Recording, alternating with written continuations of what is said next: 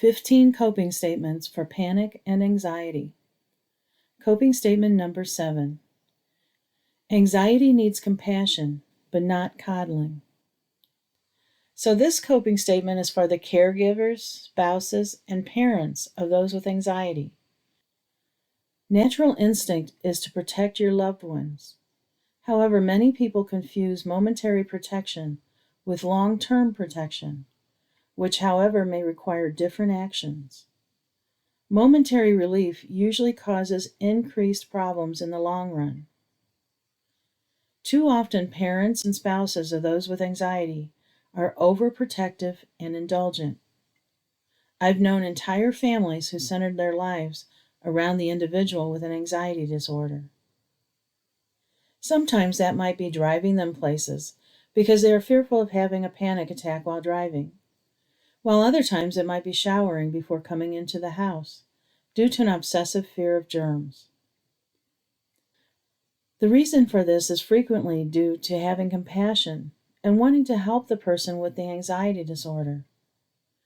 Due to their feelings of helplessness, though, the tendency is to do anything to make their loved one feel better, even if it is temporary. Unfortunately, temporary solutions can sometimes be worse than not doing anything. Coddling fears can increase anxiety. Sometimes family members respond in the opposite direction because they feel frustrated and helpless. They place blame and further demands on the person with the anxiety disorder, which usually serves to make the anxiety worse due to the additional stress. The answer then is to have compassion, but don't over-sympathize and indulge the anxiety.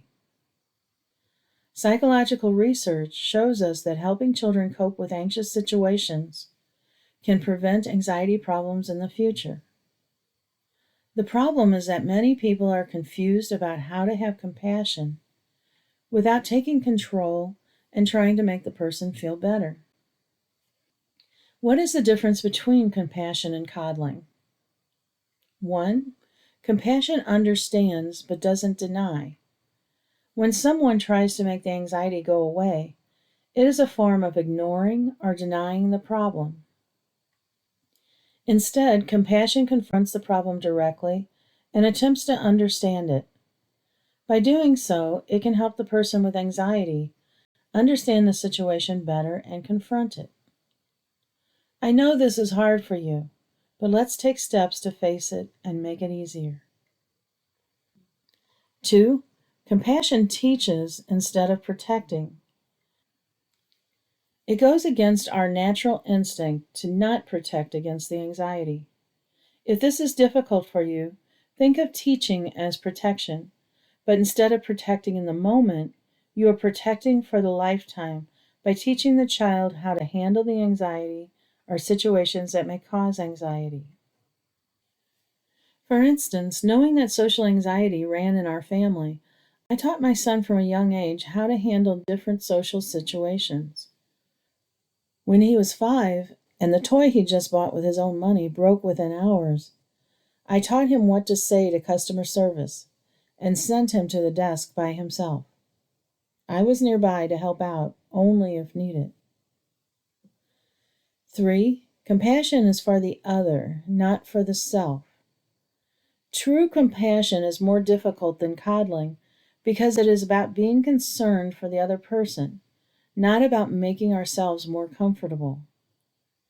Even though it may seem that we are concerned about them when we try to make the anxiety go away, such as by avoiding the situation, it is usually because we don't want to feel the pain of compassion. Being truly concerned about the other person's anxiety problem means diving into it with them and helping them learn how to cope with it and confront it. Avoidance might feel good for both of you, temporarily, but it only makes the problem worse. So this coping statement is for the caregivers, spouses, and parents of those with anxiety. Remind yourself to have compassion, but don't indulge the anxiety. Anxiety needs compassion, but not coddling.